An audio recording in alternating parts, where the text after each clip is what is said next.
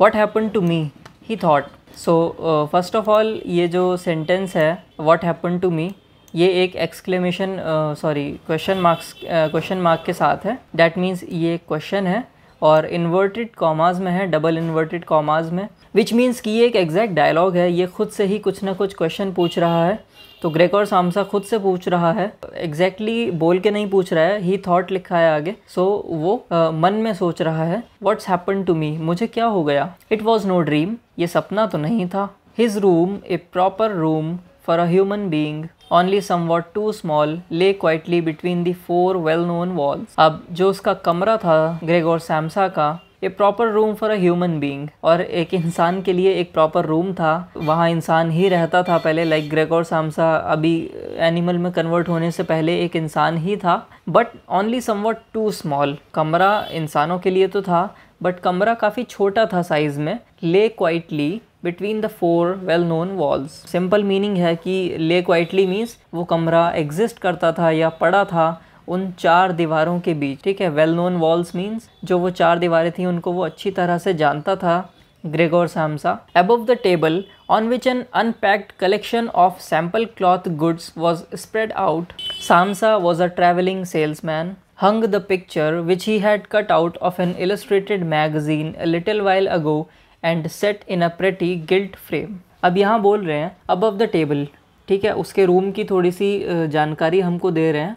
उसके रूम में क्या क्या रखा था या किस तरह से था, अब हमें उसका रूम को पिक्चर करना है। We have to picturise his room, we have to imagine his room कि उसके रूम में अच्छा ये भी था, अच्छा वो भी था। अबव द टेबल, टेबल के ऊपर, on which N unpacked collection of sample cloth goods was spread out, table के ऊपर एक अनपैक्ड कलेक्शन रखा था। किस चीज़ का रखा था? सैम्पल क्लॉथ गुड्स का, मतलब मे बी उसका कपड़ों का कारोबार होगा।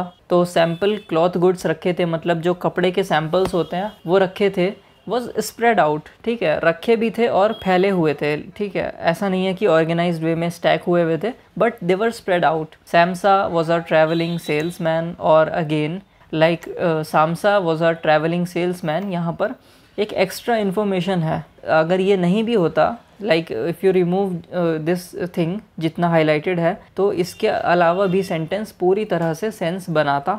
अब उसके जो टेबल पे क्लॉथ्स पड़े थे वो स्प्रेड हुए हुए थे।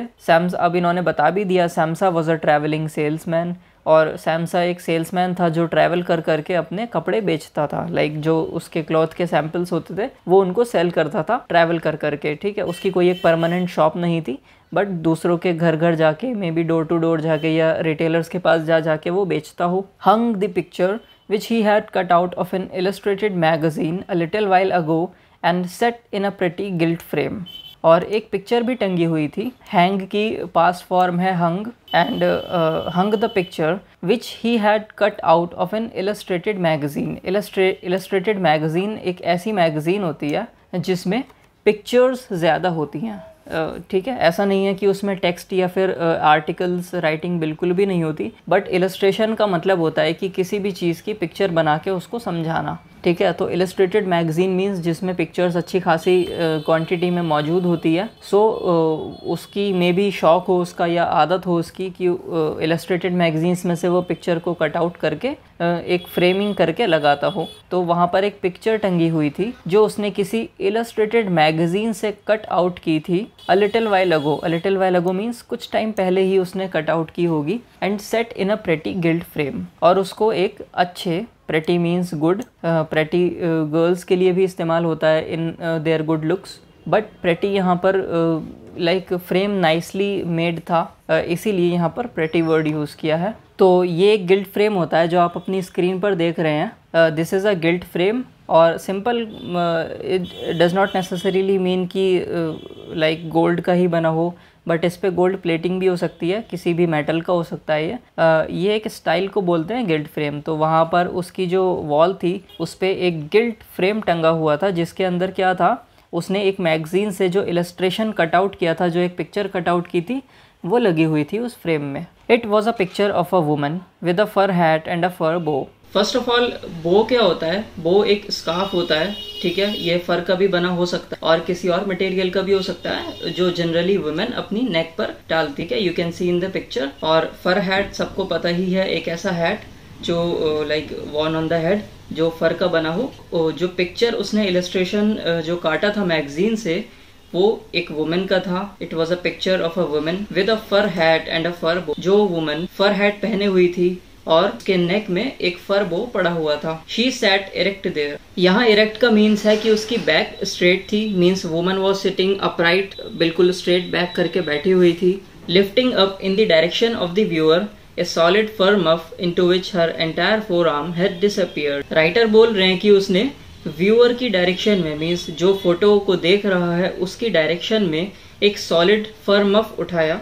फर्स्ट ऑफ ऑल मैं आपको बता दूं कि फर मफ क्या होता है, ठीक है। अगेन ये फर का बना हुआ है और मफ होता है फोर आर्म को कवर करने के लिए। लाइक विंटर्स में क्या होता है कि जब आपके हाथ ठंडे पड़ जाते हैं, so it is a like you can say garment होता है पहनने के लिए, जो आप अपने फोर आर्म पर पहन सकते हो और आपका उससे फोर आर्म वार्म रहेगा। और फर मफ उसने व्यूअर की तरफ उठा रखा था, into which her entire four arm had disappeared. उस फर मफ के अंदर उसकी एंटायर फोर आर्म, मीन्स पूरा जो इतना हिस्सा था आर्म का, वो पूरा हिस्सा डिसअपियर हो गया था। मीन्स मफ इतना बड़ा होगा, सो हर फोर आर्म उसका डिसअपियर हो गया हो। Gregor's glance then turned to the window. अब ग्रेगोर की नजर विंडो की तरफ पड़ी। ग्लैंस बोलते हैं नजर को, ठीक है। When someone looks, so we can say glance और gaze, these are similar words, synonyms. The dreary weather, the rain drops were falling audibly down on the metal window ledge, made him quite मेलनकली।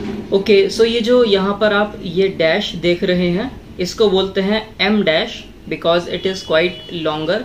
और जो छोटा dash होता है उसको बोलते हैं en dash, because em और एन में जो डिफरेंस होता है, like en is a smaller letter और एम थोड़ा लॉन्गर लेटर होता है, उसी के बेसिस पर हमने इसको नाम दिया है एम डैश। और आप देख सकते हैं इस सेंटेंस में, like from here to here, इस सेंटेंस में एम डैश दो जगह इस्तेमाल हुआ है। First is here and second is here. So em dash का मीनिंग क्या होता है कि जहां पर भी हम एम डैशेस देखते हैं उसके बीच में कुछ एक्स्ट्रा इन्फॉर्मेशन होती है। It is just like a brackets, like हमें कोई एक्स्ट्रा इन्फॉर्मेशन प्रोवाइड करवानी होती है, so we use brackets.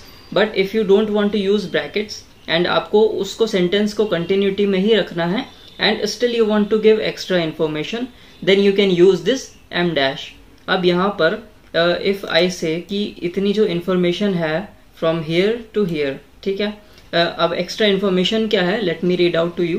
The rain drops were falling audibly down on the metal window ledge. Extra information में बोल रहे हैं कि जो रेन ड्रॉप्स थी वो गिर रही थी ऑडिबली। ऑडिबली मीन्स गिर रही थी तो उनकी आवाज आ रही थी। ऑडिट वर्ड जो होता है ग्रीक का, या ऑड AUD, उसको साउंड से उसका मीनिंग होता है साउंड, ठीक है। सो लाइक ऑडिटोरियम आपने सुना होगा, ऑडेशियस सुना होगा। So those words are basically, उनका रूट वर्ड ऑडिट होता है। सो यहाँ पर भी ऑडिबली मीन्स कि ऐसी जो रेन ड्रॉप्स थी वो इस तरह से गिर रही थी कि उनकी आवाज आ रही थी। They were audible to the ears. Audibly down on the metal window ledge. अब विंडो लेज होता है कि जैसे आपने कोई विंडो देखी होगी, उसके जो बेस पर एक हॉरिजॉन्टल स्लिप टाइप होता है, ठीक है, जिस पर you can put some things, you can put your basket, you can put your like some small plant, ठीक है। तो उस जो प्लेटफॉर्म होता है उसको बोलते हैं विंडो लेज। अब वो विंडो लेज यहाँ मेटल का बना हुआ था, so he said metal window ledge. Okay, now we read the full sentence. हमें पता चल गया कि एक्स्ट्रा इन्फॉर्मेशन क्या है, कि रेन ड्रॉप्स ऑडिबली गिर रही थी उस मेटल विंडो लेज पर। The dreary weather. So dreary का मीनिंग होता है थोड़ा सा डिप्रेसिंग या डल। जब कभी ऐसा मौसम हो जाता है जब आपको थोड़ी नेगेटिव वाइब्स आने लगती है, so you can use the word dreary there. और ड्रेरी वेदर मतलब ऐसा मौसम हो गया था थोड़ा डिप्रेसिंग सा। अब एक्स्ट्रा इन्फॉर्मेशन हमने पढ़ी ली है कि रेन ड्रॉप्स गिर रही थी मेटल विंडो लेज पर। मेड हिम क्वाइट मेलनकली, ठीक है। This is मेलनकली। मेलनकली होता है कि जब कोई इंसान या कोई भी क्रिएचर सैड हो जाए विदाउट एनी रीजन। मेलनकली का सिंपल मीनिंग है सैडनेस विदाउट एनी रीज़न। यहाँ पर जो ड्रेरी वेदर था, पहले ग्रेगोर ने विंडो की तरफ देखा। अब विंडो में उसको क्या नज़र आया कि बहुत डल सा या डिप्रेसिंग सा मौसम हो रहा है और बारिश की बूंदें गिर रही हैं मेटल के विंडो लेज पर।